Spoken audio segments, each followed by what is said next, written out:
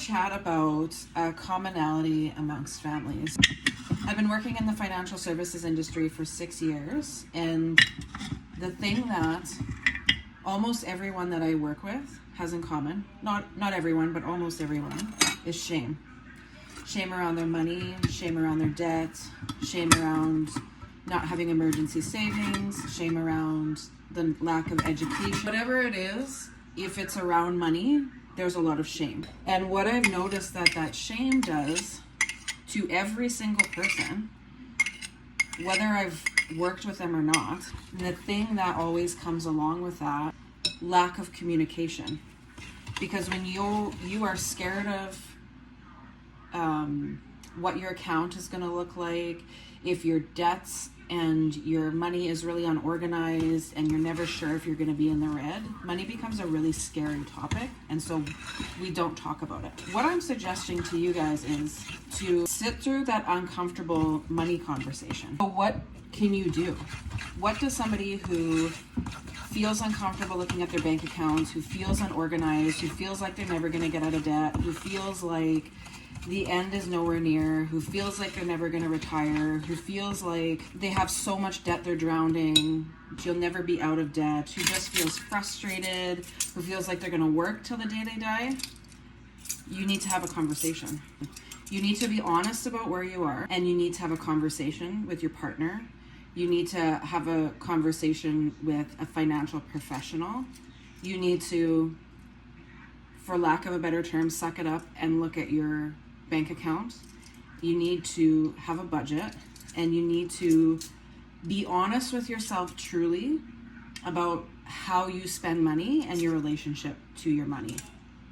And this is not a very easy thing to do. It's never going to get easier, and your relationship with money is never going to improve if you're not willing to take a hard look at where you are with your money and you're not willing to have the conversations. Actually reach out to a financial professional.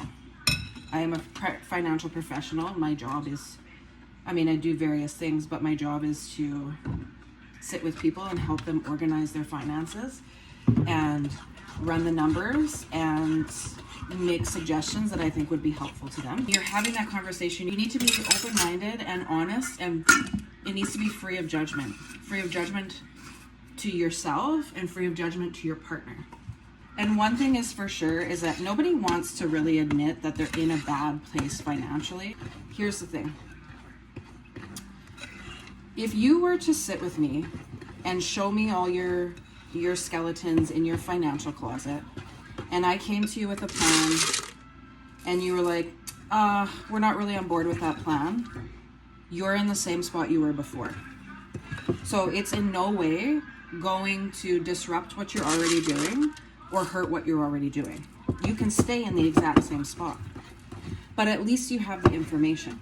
I'm always open to review finances and to see how I can actually help you.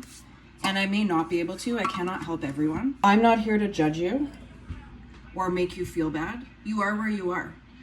And everybody wants what's best for themselves and their families, so they're doing what they think is best, because sometimes they just don't know any better.